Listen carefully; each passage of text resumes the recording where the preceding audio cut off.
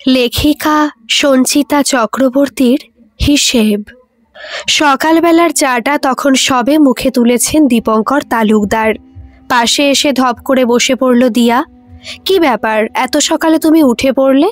কি করব বাপি, এই চা খাওয়ার সময়টাতেই শুধু তোমায় পাওয়া যায়। এরপর তো কল দেওয়া পুতুলের মতন চলতে থাকবে তুমি। বাজার, স্নান, নাকে মুখে গোজা, তারপর অফিস ছোটা। কি করব বলো মামনি, এটাই জীবন। যাই হোক, তুমি বলো তো ব্যাপারটা কি? পড়াশোনা কেমন চলছে? সে তো ভালোই চলছে, কিন্তু আমি এখন যে কারণে তোমার কাছে এসেছি, আমার বন্ধুরা সবাই ঠিক করেছে সামনে যে শুক্র শনি রবি মিলিয়ে দিন তিনেকের ছুটি পাওয়া যাচ্ছে, ওই ছুটিতে আমরা একটু কোথাও ঘুরতে যাব। তাই আমি ভাবছিলাম, আমাদের যে গ্রামের বাড়িটা পড়ে আছে, ওখানে তো অনেক দিন আমাদের যাওয়া হয় না। তুমি যদি পারমিশন দাও তাহলে আমি আমার বন্ধুদের নিয়ে ওখান থেকে একটু ঘুরে আসতে পারি। দীপঙ্কর সবটা শুনে মেয়েকে বলেন, তা বেশ তো। সত্যি ওই গ্রামের বাড়িটায় অনেকদিন আমাদের কারো যাওয়াই হয়নি। আমিও আমার কাজে ব্যস্ত থাকি। তোর মা ও কলেজের ক্লাস পড়াশোনা নিয়ে সব সময় বিজি হয়ে আছে। ঠিক আছে, আমি বরং সন্ধ্যা আর তাপসকে বলে দেব, ওরা ঘরবাড়ি পরিষ্কার পরিচ্ছন্ন করে রাখবে। থ্যাংক ইউ বাপি। মেয়ে জড়িয়ে ধরে বাবাকে। অফিসে যাওয়ার সময় দীপঙ্কর বাবু মেয়ের ঘরে উঁকি মেরে দেখেন বিছানায় আধশোয়া হয়ে সে বইয়ের পাতা উল্টাচ্ছে। বলেন, তাপসের নম্বরটা নিয়ে রাখিস, কখন যাচ্ছিস ওকে জানিয়ে দিবি। আমি কথা বলে রেখেছি, বাকি কমিউনিকেশন তুই করে নিস। মাথা নাড়ে মেয়ে। আজ ফার্স্ট ক্লাসটা একটু বেলায় আছে। দিয়া তিতিরকে ফোন করে বলে, ক্যান্টিনে অপেক্ষা করিস, আমি 12:30 নাগাদ আসছি। কলেজ ক্যান্টিনে ওদের পুরো দলটা তখন হুল্লোড় করছে। দিয়া গিয়ে ঘোষণার ভঙ্গিতে বলে, গাইস, তোমাদের আর কোনো চিন্তার কারণ নেই। আগামী শুক্রবার আমরা সবাই মিলে আমাদের গ্রামের বাড়িতে যাচ্ছি। এবার কে কে যেতে পারবি তাই বল। আমি আর তিতির তো যাচ্ছি, আর বাকি 2 দিন পরে মোট 5 জন মেয়ে আর 3টে ছেলে, এই 8 জনকে নিয়ে দিয়াদের স্করপিও গাড়িটা ভোর ভোর রওনা দিল দিয়াদের গ্রামের বাড়ির দিকে। কি ম্যাডাম, কেমন লাগছে? মিতের কথায় উচ্ছ্বসিত তিতির বলে, দারুণ। শুধু তুই যদি সঙ্গে থাকতিস ব্যাপারটা জমে ক্ষীর হয়ে যেত। পাশ থেকে দিয়া ফোড়ন কাটে। ও সঙ্গে থাকলে কি আর আমরা থাকতাম এখানে? লহরী বলে, ওটা তো তাহলে তোদের হানিমুন হয়ে যেত ডার্লিং।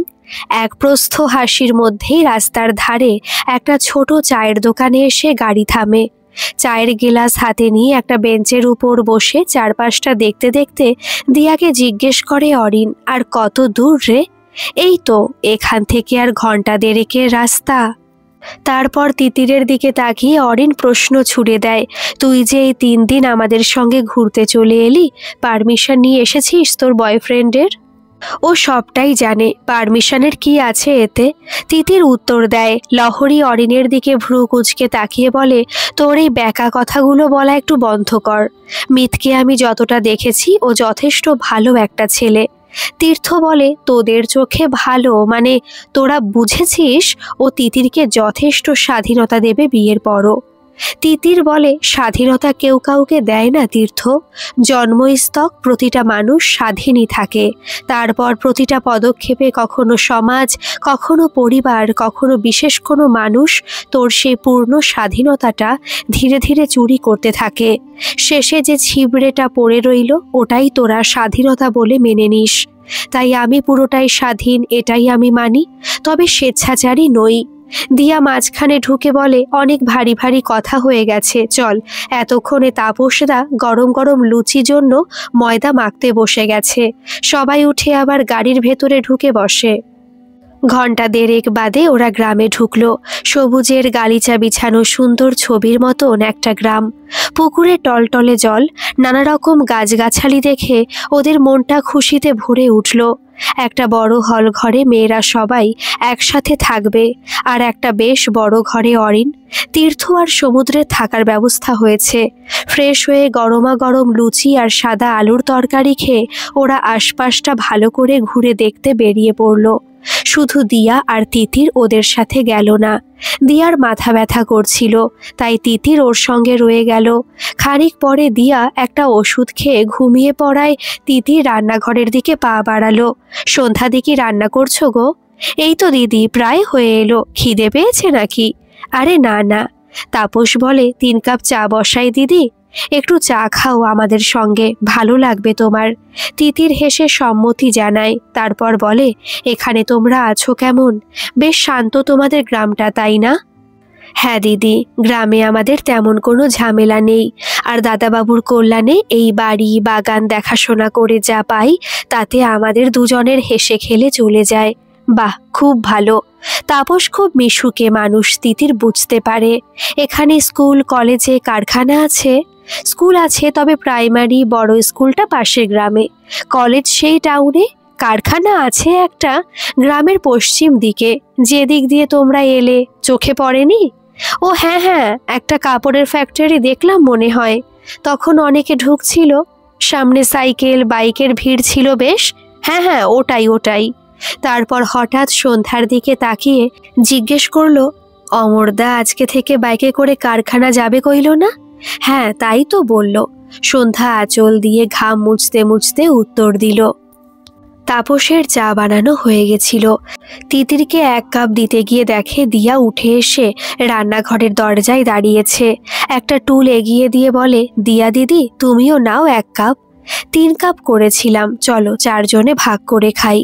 দিয়া চায়ের কাপে চুমুক দিয়ে তিতিরকে বলে, তাপসদার 2টো নেশা, 1 চা আর 2 হচ্ছে মাছ ধরা। তাপস হাসে, তারপর বলে, তোমরা খাবে বলে আজ সকালেই ধরে এনেছি একটা বড় কাতলা, ওই পরিমলদের পুকুর থেকে। ওদের পুকুর পাড়ে এখন ওই শান বাঁধানো ঘাটটা আছে। আছে, ওখানেই তো শুক্রবার আমরা জল সইতে যাব। জল সইতে যাবে? কার বিয়ে গো সন্ধ্যাদি? সুরমাদির। তাই, সুরমাদির বিয়ে হচ্ছে? বাহ, এ তো খুব ভালো ব্যাপার। কোথায় বিয়ে হচ্ছে গো? দিয়া আবার জানতে চায়। এই গ্রামেই। সন্ধ্যা মাছের ঝোল চাপিয়ে ওদের সামনে এসে বসে, বলে, তোমার অমরদা, সীমা, টুকাইদের মনে আছে? হ্যাঁ হ্যাঁ, খুব মনে আছে। সীমাদি তো হঠাৎ করে পাগল হয়ে ছাদের থেকে লাফিয়ে পড়ে আত্মহত্যা করেছিল। এখন এই ছোট ছোট ছেলে মেয়ে দুটোর কি হবে বলো? শেষে পরিমলদা উদ্যোগী হয়ে এই সুরমার সাথে অমরদার বিয়ের ব্যবস্থা করেছে। একদিকে ভালোই হয়েছে, সুরমারও বিয়ে হচ্ছিল না, ও একটা ঘর বর পাবে। আর এই বাচ্চা দুটো ওই সুরমার কাছে বেশ ভালোই থাকছিল। এতক্ষণ তিতির চুপ করে বসে ওদের কথাবার্তা শুনছিল। ওর বিশেষ কিছু এক্ষেত্রে বলারই ছিল না। তবু এই রকম একটা ঘটনা শুনে বলল, এটা কতদিন আগের কথা? সন্ধ্যা বলে, মাস 6 আগের ব্যাপার। তারপর জানলা দিয়ে আঙুল দেখিয়ে একটা বাড়ি দেখিয়ে বলে, ওই বাড়ির ঘটনা। ওই ছাদ থেকে পড়ে গিয়ে সীমা বৌদি মরে গেল অকালে। বিকেলে দিয়া, লহরী আর তিতির একটু হাঁটতে বেরিয়েছিল গ্রামে। দিয়া হঠাৎ ওপাশ থেকে হেঁটে আসা একটা লোককে দেখিয়ে তিতিরকে বলে, ওই আসছে অমরদা, যার সাথে বিয়েটা হবে। তিতির দেখলো গুনগুন করে গান গাইতে গাইতে লোকটা ওদের পাশ দিয়ে বেরিয়ে গেল। বাবা, এ তো বেশ ফুর্তিতেই আছে রে দিয়া। কে বলবে 6 মাস আগে ওর একটা বউ মারা গেছে। সন্ধেবেলায় একটু ফাঁকা পেয়ে মিতকে ফোন ধরে তিতির। একটা কথা বলতো, রাগ করবি না যেন। মিত হেসে বলে, তার মানে কথাটা রাগ করার মতোই হতে চলেছে। ঠিক আছে, বল। ধর, আমার যদি কোনোদিন কিছু হয়ে যায়, তাহলে আমি মরে যাবার কতদিন পরে তুই আর একটা সম্পর্কে যাবি? মিত ধমকে ওঠে, বলে, তোকে আমি বহুবার বারণ করেছি এই ধরনের কথাবার্তা আমার সামনে না বলতে। তিতির একটু মিয়ে গিয়ে বলে, বল না, তবু কতদিন লাগবে তোর সেই ধাক্কা সামলে উঠতে? মিত জোরে বলে, আমি কিন্তু ফোন রেখে দেবো এবার। হঠাৎ করে এই সমস্ত জিনিস মাথায় আসছে কেন? গেছিস বন্ধুরা মিলে একটু ঘুরতে, আনন্দ কর, তারপর বাড়ি চলে আয়। এসব মৃত্যু, অন্য সম্পর্কে যাওয়া, এ সমস্ত নেগেটিভ কথাবার্তা কেন? আমি দেখলাম জানিস, একটা লোক তার বউ মারা যাওয়ার 6 মাসের মধ্যে আর একজনকে বিয়ে করতে চলেছে। তার পুরনো বউটাকে নিয়ে না একটুও দুঃখ নেই রে। সে গুনগুন করে গান গাইতে গাইতে ঘুরে বেড়াচ্ছে। মিত এবার পুরোটা বুঝতে পারে, বলে, প্রথম বউটার কি হয়েছিল? সে নাকি পাগল হয়ে ছাদের থেকে পড়ে আত্মহত্যা করেছিল, তাই? হ্যাঁ, ওই লোকটাকে গান গাইতে দেখে আমার মনে হলো পাগলি একটা। মিত হাসে। তোর মতো করে কে এত ভালোবাসবে আমায়? চোখে জল চলে আসে তিতিরের। বলে, শুনে রাখ, আমি বাঁচি আর মরেই যাই, অন্য কোনো মেয়েকে যদি তুই ভালোবাসিস না, দেখিস কি করি আমি তোকে। বুঝলাম, কিন্তু চোখে জল কেন? তুই জানলি কি করে? হাত দিয়ে মুছছিস তো? হ্যাঁ, তোর কথা খুব মনে পড়ছিল, তাই বলে চোখের কাজল লেপটে গালটা কালো করে ফেলবি? তিতির অবাক হয়ে বলে, তুই দেখলি কি করে? আচমকা গালে একটা আদর মাখা ছোঁয়া পেয়ে চমকে উঠে দেখে মিত একগাল হাসি নিয়ে ওর পিছনে দাঁড়িয়ে আছে। আমরা আসবো? অরিনরা চেঁচায়। এসো এসো, হাসতে হাসতে ডাকে মিত। কিন্তু তুই এখানে? আমি এখানে এসেছি একটা সিক্রেট কাজে। অসীম দত্ত নামে আমার অফিসে একটা পিয়ন আছে, তার ডাকেই এখানে আসতে হয়েছে। মিত গলা তুলে ডাকে, অসীম এদিকে এসো। দোহারা চেহারার একটা ছেলে, ঈষৎ শ্যামলা গায়ের রং, এসে ওদের সামনে দাঁড়ায়। তিতিরকে বলে, ও অসীম আমাদের অফিসে কাজ করে, ওর ডাকেই একটা বিশেষ কাজে আমি এখানে এসেছি। ব্যাপারটা কি বলতো? তিতির জানতে চায়। অসীম এতক্ষণ মুখে একটা মাস্ক পরেছিল, এবার ব্যাগ থেকে একটা বোতল বার করে জল খাওয়ার জন্য মাস্কটা খুলতেই পিছন থেকে তাপস চেঁচিয়ে উঠল, আরে ভাইটি, তুমি এখানে? অসীম দৌড়ে দরজার সামনে গিয়ে তাপসের মুখ চেপে ধরে। ঘটনার আকস্মিকতায় তাপস এবং ঘরে উপস্থিত অন্যান্য ছেলেমেয়েরা ঘাবড়ে যায়। মিত তাপসকে ঘরে ঢুকিয়ে দরজাটা বন্ধ করে দিল। সবাইকে উদ্দেশ্য করে বলল, আমি এখানে এসেছি অসীমের অনুরোধে। তাপস অবাক চোখে তাকিয়ে আছে তখনও। তারপর তিতিরকে বলল, তুই যে লোকটার বিয়ের কথা বলছিলি, সেই লোকটার প্রথম স্ত্রী ছিল অসীমের নিজের দিদি। তাপস দিয়াকে বলল, অমরদার বউ সীমা বৌদির ভাই এই অসীম? মিত বলতে থাকলো, অসীমের ধারণা ওর দিদির মৃত্যুটা খুব একটা স্বাভাবিক নয়। এই ধারণা ওর মনে আরও জোরদার হয়েছে কারণ ওর দিদি মারা যাওয়ার দিন সাতেকের মধ্যেই ওর জামাইবাবু দ্বিতীয় বিয়ের জন্য মত দিয়ে দিয়েছিলেন।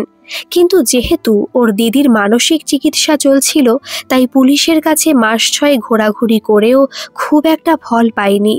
গত পরশু থেকে ও আমার কাছে বিষয়টা নিয়ে অনুরোধ করা শুরু করে। আমি ভাবলাম একবার গিয়ে দেখি ব্যাপারটা কতটা জটিল বা আদৌ কোনো জটিলতা আছে কিনা। এমনও তো হতে পারে যে সবটাই অসীমের মনের ভুল। তারপর তাপসের দিকে ফিরে বলল, আপনার কাছে আমার একটাই অনুরোধ দাদা, অসীম যে এই গ্রামে এসেছে এই কথাটা আপনি পাঁচকান করবেন না। তাপস অসীমের কাঁধে একটা হাত রেখে বলল, নিশ্চিন্তে থাক ভাই, তুই যে সত্য অনুসন্ধান করার জন্য এই দাদাকে নিয়ে এখানে ছুটে এসেছিস, তার একটা সিদ্ধান্তে যতক্ষণ না পৌঁছতে পারছিস ততক্ষণ তোর এই গ্রামে আসা নিয়ে একটা কথাও কাউকে বলবো না। অসীম ঘরে উপস্থিত অন্যদের দিকে তাকিয়ে হাত জোর করে বলল, আমার দিদি আমার থেকে অনেকটাই বড় ছিল।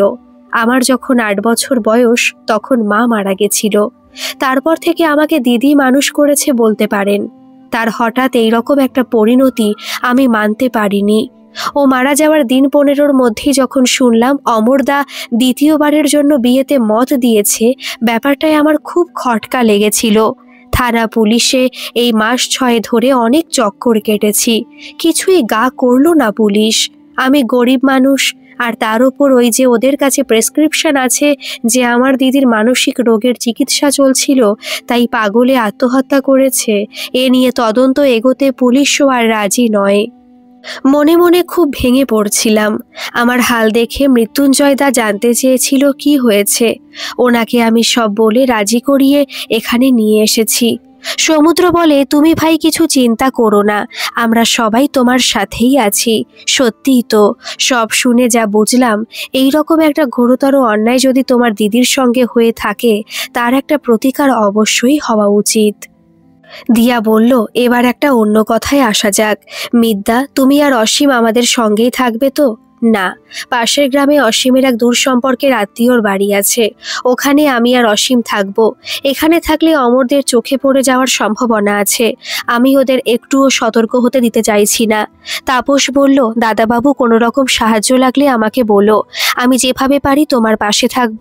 অনেক দূর থেকে এসেছো, বিকেলে মোমো বানিয়েছি, মোমো আর চা খাও আপাতত। হ্যাঁ, সেই ভালো তাপসদা, তুমি নিয়ে এসো খাবারগুলো, আমরা এই ঘরেই বসে সবাই খেয়ে নিই। চা আর মোমো খাওয়ার পর মিত অসীমকে বলল, তুমি মাস্কটা খুলে আবার মুখে পরে নাও। তিতির বলে, সাবধানে বাইক চালাবি, অচেনা জায়গা। মিত হেসে ওর মাথার চুলগুলো একটু ঘেঁটে দিল। তারপর দুজনে বাইকে করে রিয়াদের বাড়ি থেকে বেরিয়ে গেল। লহরী বলল, শুধু গ্রামের বাড়িতে কটা দিন কাটাবো বলে এসে এমন একটা বিষয়ের সঙ্গে জড়িয়ে পড়ব চিন্তাও করিনি আগে। কেমন লাগছে বল তাহলে? অরিন বলল, দুর্দান্ত। ওর বলার ভঙ্গিতে উপস্থিত সবাই হাসতে লাগলো। তিতির, তুই কিন্তু কোনো কিছু থেকে আমাদের বাদ দিবি না। আচ্ছা বাবা, ঠিক আছে। গভীর রাতে মিত তাপসকে ফোন করে বলল, তাপসদা, তুমি আমাকে কতগুলো ইনফরমেশন দাও। বলো দাদাবাবু, ওই বাড়িতে এখন কে কে আছে? দুটো বাচ্চা আছে আর অমর নিজে। ওরা যে ঘরে শুয়েছে সেই ঘরে কি আগে অসীমের দিদি থাকতো? না গো দাদাবাবু, সেদিনের ওই ঘটনার পর থেকে ওই ঘরে ওরা আর কেউ থাকতেই চায় না। ওই ঘরটা হুড়কো দিয়ে রেখে দিয়েছে। তার পাশের ছোট ঘরটায় অমর দুই ছেলে মেয়ে নিয়ে শুয়ে থাকে। Very good. তুমি ওই বাড়িতে আমাদের ঢোকার ব্যবস্থা করে দাও। আমরা কিন্তু এমনি যাব না, গোপনে ঢুকবো। বুঝতে পারছো কি বলছি? খুব বুঝেছি দাদা, কিন্তু চাবি পাবো কি করে? মিত কিছুক্ষণ ভাবলো, তারপর বলল, একটা কাজ করো, তুমি সন্ধ্যা দিকে অমরদার বাড়িতে পাঠাও। সেখানে গিয়ে ওকে বলতে বলো যে সামনে বিয়ে আসছে, ও বাড়িঘর ধুয়ে মুছে পরিষ্কার করে রাখবে। বুঝে গেছি দাদাবাবু, বাকিটা আমি আর সন্ধ্যা এদিক থেকে ম্যানেজ করে নিতে পারবো। পরের দিন সকালবেলায় তাপস ইচ্ছে করেই অমরদের বাড়ির সামনে দিয়ে বেশ কয়েকবার যাতায়াত করতে লাগলো। তখন সবে সকাল 7:30। অমর সদর দরজা খুলে বাইরে রোদে এসে দাঁড়িয়ে আড়মোড়া ভাঙছে। তাপস দেখতে পেয়ে বলে উঠল, কি রে অমর, দুদিন বাদে তোর বিয়ে, বাড়িটার একই হাল করে রেখেছিস। যতই সুরমার সঙ্গে তোদের চেনা জানা থাকুক না কেন, নতুন বউ হয়ে আসছে বাড়িতে, তারও তো একটা আশা আছে নাকি রে ভাই?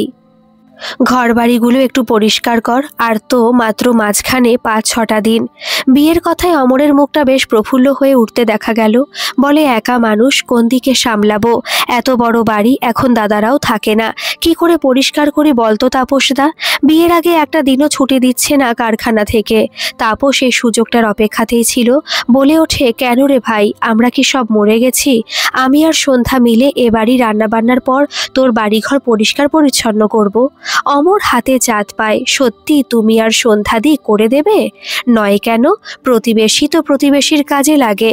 তবে তুই তো তখন কারখানায় থাকবি, সেটাই ভাবছি। অমর বলে, আরে না না দাদা, ও সব নিয়ে আমি চিন্তা করি না। আমি তোমাকে বরং এ বাড়ির চাবিটা দিয়ে দেব, তুমি আমার বাড়িটা বরং পরিষ্কার পরিচ্ছন্ন করে দিও। সন্ধ্যা এতক্ষণ দূরে দাঁড়িয়ে সব কথা শুনছিল। শেষে অমরকে বলে, তবে তুমি কিন্তু ভাই তোমার আলমারি দেরাজের চাবি টাবি সব নিয়ে যেও। আরে কি যে বলো, না না, সন্ধ্যা ঠিকই বলেছে। আজকের দিনে কাউকে অত বিশ্বাস করতে নেই। কারখানা যাবার পথে অমর তাপসের হাতে বাড়ির চাবি তুলে দিয়ে বলে গেল, আর ছেলেমেয়েরা স্কুল থেকে পরিমলের বাড়িতেই যাবে। আমি ও বাড়ি গিয়ে রাতের খাবার খেয়ে ওদের নিয়ে একেবারে ফিরবো। অমর বেরিয়ে যেতেই তাপস মিতকে ফোন করে, দাদাবাবু, সবটা প্ল্যান মাফিক হয়ে গেছে। ও বাড়ির চাবি এখন আমার হাতে। Very good. সন্ধ্যা নামা পর্যন্ত আমাদের চুপচাপ অপেক্ষা করতে হবে। এই বাড়ি প্রতিটি ছেলে মেয়ে প্রচণ্ড উত্তেজনার মধ্যে গোটা দিনটা কাটালো। সন্ধ্যের মুখে মিত আর অসীম দিয়াদের বাড়িতে এলো। মিত তাপসকে বলল, তোমার একটা জামা আমাকে দাও, আর সন্ধ্যা দিয়ে একটা শাড়িও লাগবে। তারপর দুজনেই মুখে দুটো মাস্ক পরে নিল। বিয়াদের সাহায্যে অসীমের প্যান্টের উপর দিয়ে শাড়িটা কোনো মতে জড়িয়ে দেওয়া হলো, আর মিতের গায়ে তাপসের একটা শার্ট। ও বলল, এই বাড়ির ওই পাশের যে আলোগুলো আছে নিভিয়ে দাও একটু। এ বাড়ি থেকে ও বাড়ি 3 মিনিটের পথ। তাড়াতাড়ি পা চালিয়ে যেতে লাগলো ওরা। কি রে তাপস, তোরা বুঝি এখন সময় পেলি অমরের বাড়ি পরিষ্কার করার? গ্রামের এক বয়স্ক লোক প্রশ্ন করে মিতদের। মিত জানতো এটাই হবে। গায়ে তাপসের জামা থাকায় ওরা সবাই এই ভুলটাই করবে, তবে গলার স্বর বের করা যাবে না। মাথা নেড়ে হ্যাঁ বলে যত শীঘ্র সম্ভব এগিয়ে যায় ওরা। অন্ধকারের মধ্যে দ্রুত হাতে তালা খুলে মিত আর অসীম ঢুকলো অমরদের বাড়িতে। মুখ থেকে মাস্ক সরিয়ে মিত অসীমকে বলে, তোমার দিদি কোন ঘরে থাকতো জানা আছে তো? হ্যাঁ, ওই যে ডান দিকের ঘরটা, একপাশে বাথরুম, কলতলা। ঘর থেকে বেরিয়ে একদিক দিয়ে ছাদে ওঠার সিঁড়ি উঠে গেছে। এই বাড়িতে একতলায় সবাই থাকলেও ওপরে দোতলাটা আধা কনস্ট্রাকশন হয়ে দীর্ঘদিন পড়ে আছে। অসীম এগিয়ে যায় ওর দিদির ঘরের দিকে। বাইরে থেকে শিকল তুলে একটা ছোট্ট তালা ঝুলিয়ে রাখা হয়েছে। কি করব মৃত্যুঞ্জয়দা, এত তালা দিয়ে রেখেছে। নিকুচি করেছো ওই তালার, ভেঙে ফেলো। এদিক সেদিক দেখে একটা রড জুটিয়ে নিয়ে তালাটার ভিতর ঢুকিয়ে একটু চার দিতেই খুলে গেল তালাটা। দরজাটা ঠেলতেই খুলে গেল। জানলাগুলো সব বন্ধ হয়ে আছে, হয়তো সেই থেকে ঘরে একটা ভ্যাপসা গন্ধ হয়ে গেছে। মিত দেখল অসীম এগিয়ে যাচ্ছে আলনায় ঝুলিয়ে রাখা দিদির শাড়িগুলোর দিকে। পরম মমতায় ওগুলোর উপরে হাত বোলাতে লাগলো সে। কিছুক্ষণ স্তব্ধ হয়ে ওই দৃশ্য দেখে মিথের চোয়ালগুলো শক্ত হয়ে উঠল। গেঞ্জির ওপর থেকে এতক্ষণে পরে থাকা তাপসের শার্টটা খুলে ফেলল। তারপর ঘরটার মধ্যে তন্ন তন্ন করে খুঁজতে লাগলো কোনো ক্লু। মৃত্যুঞ্জয়দা, তুমি ঠিক কি খুঁজছো বলো তো? চোখ থেকে চশমাটা নামিয়ে মিত বলল, আমি নিজেও ঠিক জানি না রে ভাই। এমন কিছু খুঁজছি যা আমাকে ঘটনাটার সত্যতার দিকে রাস্তা দেখাতে পারে। জানো তো, এখানে দিদি হঠাৎ করে সব জায়গায় পরিমলদাকে দেখতে পেতে শুরু করে। রাতের পর রাত ঘুমোতে পারত না। শুনেছি পরিস্থিতি নাকি এমন জায়গায় গেছিল যে এই জানলাটার বাইরে, দরজার মুখে, এমনকি খাটের তলাতেও দিদি পরিমলদাকে দেখতে পেত। মিতের উজ্জ্বল চোখ দুটো তখন ঘরের আনাচে কানাচে খুঁজে দেখছে সবকিছু। নিচু হয়ে চৌকির তলাটা দেখতে গিয়ে একটা বড় ট্রাঙ্ক দেখতে পেল সে। মাথা গুলিয়ে চৌকির তলায় ঢুকে দেখলো ট্রাঙ্কের থেকে বেরিয়ে থাকা একটা লোহার তারে একটা কাপড়ের অংশ লেগে আছে। মোবাইলে টর্চটা মারতে বুঝতে পারলো ওটা কারো শার্টের হাতের দিকের একটা টুকরো। ওটা হাতে নিয়ে মিত চৌকির তলা থেকে বেরিয়ে আসলো। ওর কোকড়া চুলগুলোই ততক্ষণে চৌকির নিচে থাকা ঝুল লেগে গেছে। কি এটা? মিত হেসে অসীমকে বলল, আমাদের শার্টের হাতা গুটালে অনেক সময় একটা টুকরো থাকে, যেটা দিয়ে আমরা ওই হাতাটা গুটিয়ে একটা বোতাম দিয়ে লাগাতে পারি। এটা সেই ছোট্ট টুকরোটা। অসীম বোঝে না কি হবে এটা দিয়ে। মিত এগিয়ে যায় ঘরের একপাশে রেখে দেওয়া শোকেসের দিকে। সেখানে তেমন কিছু মিলল না। তারপর আলো নিভিয়ে ঘর থেকে বেরিয়ে ওরা চলে গেল বাড়ির পিছনের দিকে, যেখানে ওই ঘরে জানলাটা রয়েছে। ওই দিকটা একদম নির্জন, একটা মন্দির ছাড়া আর কিছুই নেই ও পাশে। হঠাৎ মিত অসীমকে জিজ্ঞেস করলো, তোমার অমরদা কি গুটখা বা পান খায়? অসীম মাথা নেড়ে বলে, না না, অমরদার বিড়ির নেশা। তাহলে এপাশের দেওয়ালে এত পানের পিক কেন? মাটি থেকে একটু ওপরে কালচে লাল দাগ হয়ে আছে দেওয়ালে। মিত অসীমকে বলল, এবার এখান থেকে ওই তাপস আর সন্ধ্যার জামাকাপড়গুলো পরে আমাদের যত জলদি সম্ভব বেরিয়ে যেতে হবে। সোজা দিয়াদের বাড়িতে চলো। কোনো মতে তালা লাগিয়ে ওরা দুজন প্রায় দৌড়েই দিয়াদের বাড়িতে এসে ঢুকলো। তিতির এতক্ষণ অস্থিরভাবে ঘরের মধ্যে পায়চারি করছিল। ওদের দেখে দৌড়ে এসে জিজ্ঞেস করলো, কিছু পেলি? পেয়েছি। মিত পকেট থেকে ওই ছেঁড়া শার্টের টুকরোটা বের করে ওদের চোখের সামনে ধরল। কি এটা? লহরী বলে। সবাইকে সরিয়ে এগিয়ে আসে সন্ধ্যা। আমি এই জামাটা চিনতে পেরেছি দাদাবাবু। সবকটা চোখ ঘুরে যায় ওর দিকে। কার এটা? এটা পরিমলদার জামা, খুব পরেও এটা। তারপর তাপসকে ডেকে বলে, তুমি চিনতে পারছো নি? তাপসও সায় দেয়। মিত অসীমকে বলে, বসো, তোমার সাথে কথা আছে। তারপর বলে, আমার মনে হচ্ছে তোমার দিদির মৃত্যুটা আত্মহত্যা হয়তো ছিল না। চৌকির তলায় ট্রাঙ্কের গায়ে বেরিয়ে থাকা তারের খোঁচায় লেগে থাকা পরিমলের জামার টুকরো বলে দেয় সে ওই চৌকির তলায় ঢুকেছিল, যেটা কোনো স্বাভাবিক ঘটনা নয়। তাপস বলে, দাঁড়াও দাঁড়াও, আমি যতটা শুনেছিলাম সীমা বৌদি খাটের তলায় পরিমলদাকে দেখে বাড়ি মাথায় করত। সবাই বলতো সীমা পাগলি খেপেছে আবার। অসীম চেয়ার ছেড়ে উঠে দাঁড়িয়ে বলল, আমার দিদি তার মানে পাগল ছিল না? মিতকে আশ্বস্ত করে বলল, এখনো পর্যন্ত যতটা বুঝতে পারছি মনে হয় তোমার দিদি পাগল ছিলেন না, উনি সত্যি পরিমলকে দেখেছিলেন। তারপর তাপসকে আবার জিজ্ঞেস করে মিত, আচ্ছা তাপসদা, পরিমলের কি পান বা গুটকা খাবার নেশা আছে? আছে মানে? বিলক্ষণ আছে। দিনরাত ওর মুখের মধ্যে পান থাকে। মিতের সামনে ছবিটা আস্তে আস্তে পরিষ্কার হতে থাকে। খানিকক্ষণ চুপ করে থেকে অসীমকে বলে, তোমার দিদিকে যে ডাক্তার দেখানো হতো তার প্রেসক্রিপশন এর কোনো কপি তোমার কাছে কি আছে? না গো। এখান থেকে থানা কত দূর তাপসদা? তুমি বাইকে গেলে আধ ঘন্টায় পৌঁছে যাবে। চলো অসীম। সন্ধ্যায় এগিয়ে এসে বলে, আমি বুঝতে পারছি আজ রাতে কিছু একটা হতে চলেছে। দুটি ঝোল ভাত না খাইয়ে এখন আমি তোমাদের যেতে দেব না। সময় নেই দিদি, আর ইচ্ছেও নেই। আগে জিনিসটা সমাধান করি। অমর এসে যখন দেখবে ওদের ঘরে তালাটা ভাঙা, তখনও কিছু আন্দাজ করলেও করতে পারে। তার আগে আমায় যা ব্যবস্থা করার করতে হবে। জিন্সের পকেট থেকে ও মোবাইলটা বার করে বিমল বিশ্বাসকে ফোন করে ও। তুমি এখানকার থানাকে আমার ব্যাপারে বলে রেখেছো তো? সে রেখেছি বাবা, কিন্তু ওখানকার ইনচার্জ আমায় বলেছেন একটা পাগড়ির আত্মহত্যা নিয়ে এতদিন এত পরে আবার নাড়াঘাটা কেন করছে। মেশো, ব্যাপারটা এত সহজ নয়। আমি যতটা বুঝতে পারছি ভদ্রমহিলা পাগলিও ছিলেন না, আর উনি আত্মহত্যাও সম্ভবত করেননি। কি বলো? হ্যাঁ, বাকিটা পরে বলছি। তিতিরের গালে হাত দিয়ে আলতো করে টোকা মেরে মিত বলে, থানায় চললাম তিতির পাখি। ঠান্ডা পড়ছে, কান মাথা না ঢেকে বাইরে বেরোস না। বাইক নিয়ে ওরা রওনা দেয় থানার দিকে। থানায় পৌঁছে দেখে সেখানকার অফিসার সুরঞ্জন ঘোষ তার বিশাল ভুঁড়ি নিয়ে চেয়ারে বসে ঢুলছে। মিত মনে মনে ভাবে, এমন চেহারা হলে দৌড়ঝাঁপের কাজ করার এনার্জিটাই বা আসবে কোথা থেকে। বেশ বিরক্তি সহকারে ঘোষ বাবু বলেন, সে পাগলি মোড়ে হেজে গেছে প্রায় 6 মাস হয়েছে। তার বর শুনেছি নতুন করে বিয়েও করতে চলেছে, আর এতদিন পরে আপনারা হঠাৎ এসে তার মরা নিয়ে মাথা ঘামাতে বসেছেন। মিতের ভীষণ রাগ হলো ওনার কথা বলার ধরনে। নিজেকে সামলে নিয়ে বলল, আপনি শিওর ছিলেন যে সীমা সাহা পাগল? সেকেন্ড অফিসারের দিকে তাকিয়ে ঘোষবাবু তাচ্ছিল্য সহকারে বললেন, এ কে রে, কোত্থেকে এসেছে? একটা বউয়ের মানসিক চিকিৎসা চলছে, ওষুধ খাচ্ছে, তার হ্যালুসিনেশন হচ্ছে, ঘরের মধ্যে যাকে তাকে দেখতে পাচ্ছে। সে পাগল না তো কে পাগল? আমি? মিতের বলতে ইচ্ছে করছিল, তুই শুধু পাগল না, একটা অপদার্থও বটে। ঠান্ডা গলায় বলল, আপনি কি ওই ফাইলটা আমায় একটু দেখাতে পারবেন? একটা সবুজ রঙের ফাইল মিতের সামনে টেবিলে ছুঁড়ে দিয়ে উনি বললেন, এই যে বের করে রেখেছি। মিত বলল, এর মধ্যে ওই সীমা সাহার ওষুধের প্রেসক্রিপশন কি পাওয়া যাবে? কান চুলকাতে চুলকাতে ঘোষ বলল, আছে আছে, সব কিছু আছে। প্রেসক্রিপশনটা ফাইল থেকে বের করে বিমল বাবুকে তার ছবি পাঠিয়ে মিত বলে, আমায় পুরো ইনফরমেশন দাও মেশো, যত তাড়াতাড়ি পারো।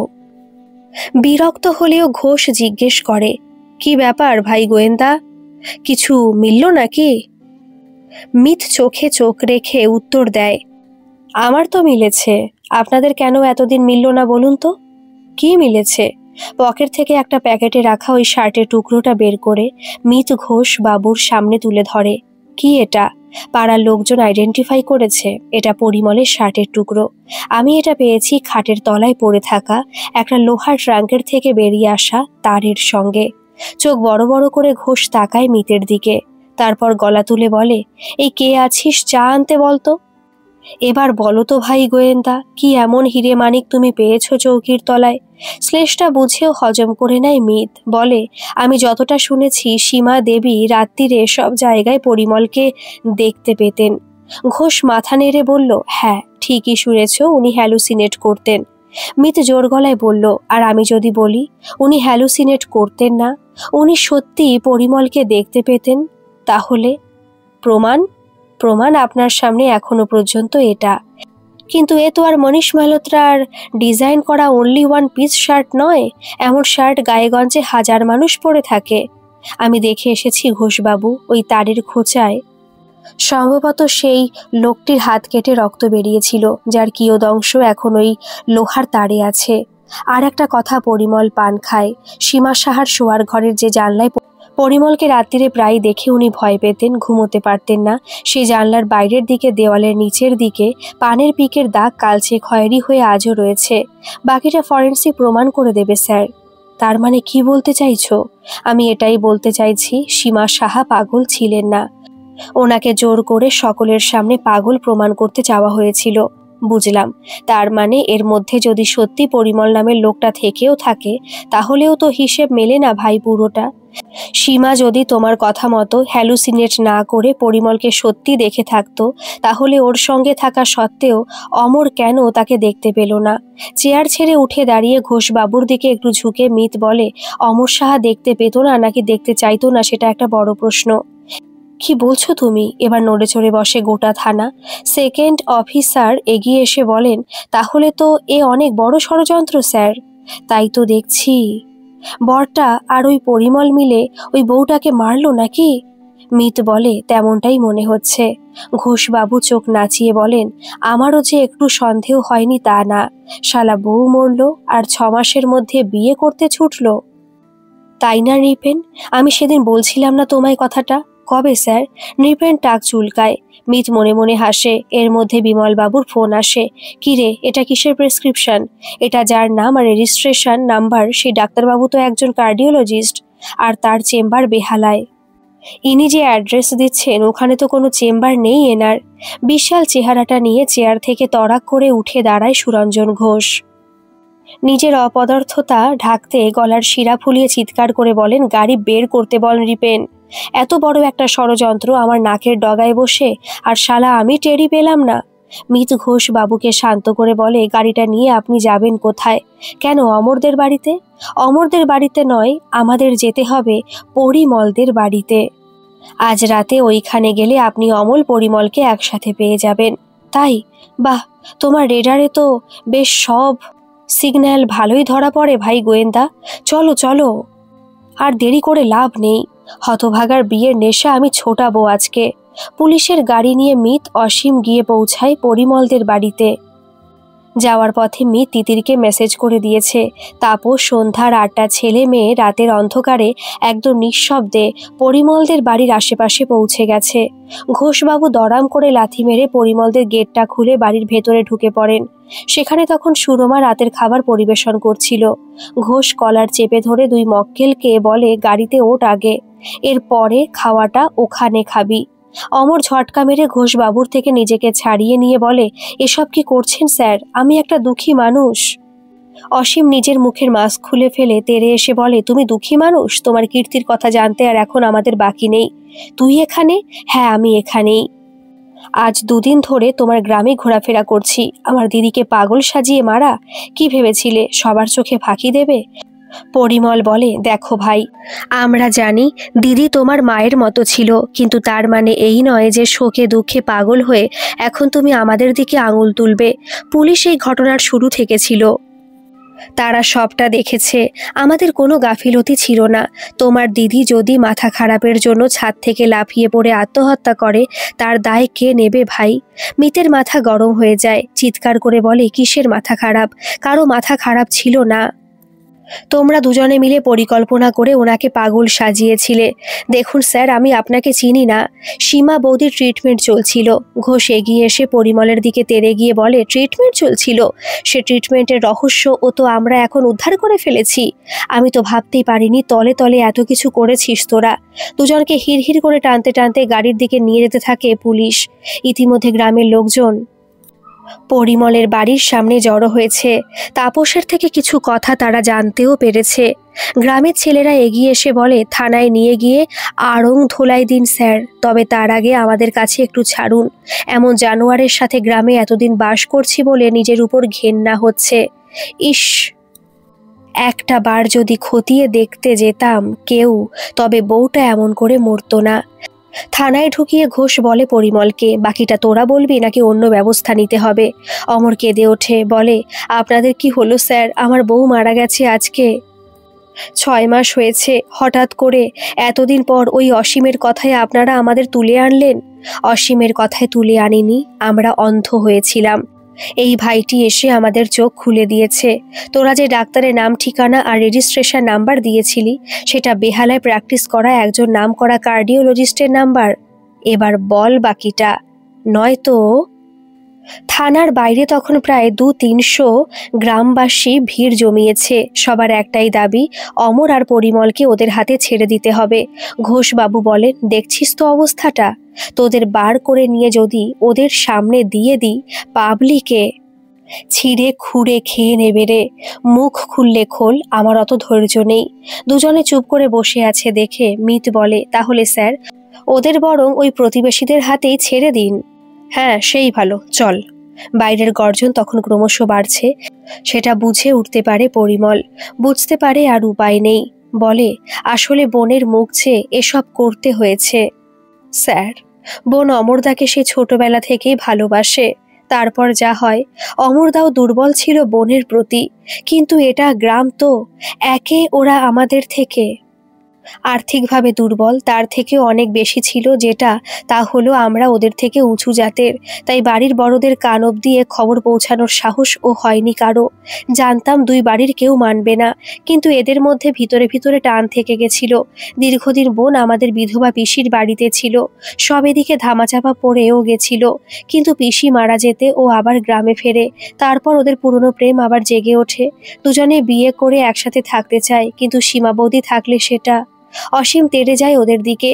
মিত আর রিপেন ওকে টেনে ধরে। তারপর পুরোটা বল।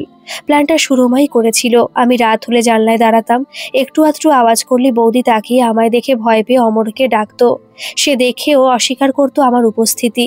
তার মানে তোরা দুজনে সে ঘরে থাকতিস। ওই বউটা যখন বলতো যে তুই সামনে আছিস, অমর বলতো তুই নেই। মুখ নিচু করে হ্যাঁ বলে পরিমল। সর্বনাশ, কি সাংঘাতিক! আর তুই অমর, তুই না ওর বর, বিয়ে করে ঘরে এনে তুলেছিস। তার সাথে এমন বিশ্বাসঘাতকতা করতে আটকালো না। এরপর নকল প্রেসক্রিপশন দেখিয়ে পাড়ার রটিয়ে দিলি যে বউটা পাগল হয়ে গেছে, তাই তো?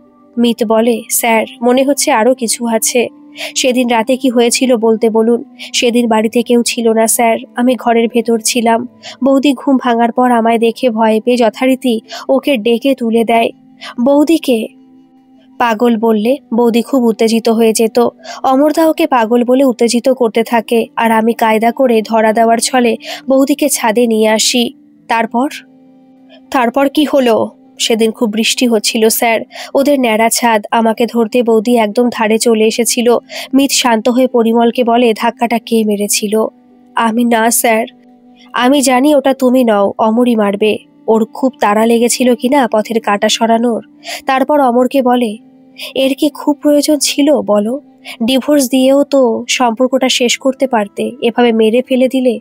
দুহাতে মুখ ঢেকে বসেছিল অমর। বলে, ও ডিভোর্স দিত না। আমার জানা আছে, আমিও আর পারছিলাম না। সুরমাকে সেই কবে থেকে ভালোবাসি। মিত বলে, ভালোবাসা অন্য জিনিস অমর। সে গড়ে, কোনো কিছু ধ্বংস করার অজুহাতে তার নামটা মুখে এনো না। তোমার ভালোবাসা যদি সে জোর থাকতো, তাহলে সারা জীবন দূর থেকেও তাকে ভালোবাসতে পারতে। সমাজের চাপে বিয়ে না হলে না হয় না করতে। সুরমার মতো তুমিও অবিবাহিত থেকে যেতে। যাকে ভালোবাসবো তাকে চাল ডাল নুন তেলে বাঁধতেই হবে, এমন দিব্যি কে কাকে দিয়েছে? এবার যাও, খুনের মামলায় সারা জীবন জেলেই কাটবে, নাকি আরো ভয়ঙ্কর সাজা হবে চিন্তা করো। তবে তোমার বউয়ের আত্মা আজ কিছুটা শান্তি পাবে। অসীমের চোখে জল দেখে ঘোষবাবুরও মনটা খারাপ লাগে। বলে, গ্রামবাসীদের শান্ত করি চলো, যাই ঘটুক আইন তো আর হাতে তুলে নেওয়া যায় না। ভাগনা ভাগ্নি দুটোকে আমি নিয়ে যাব স্যার, অসীম জোর গলায় বলে ওঠে। বাইরে বেরিয়ে গ্রামবাসীদের দিকে এগিয়ে যান ঘোষ আর থানার বাকি লোকজন। গল্পটি কেমন লাগলো অবশ্যই কমেন্ট করে জানাবেন, আর ভালো লাগলে একটা সাবস্ক্রাইব করে আমার পাশে থাকবেন। ধন্যবাদ।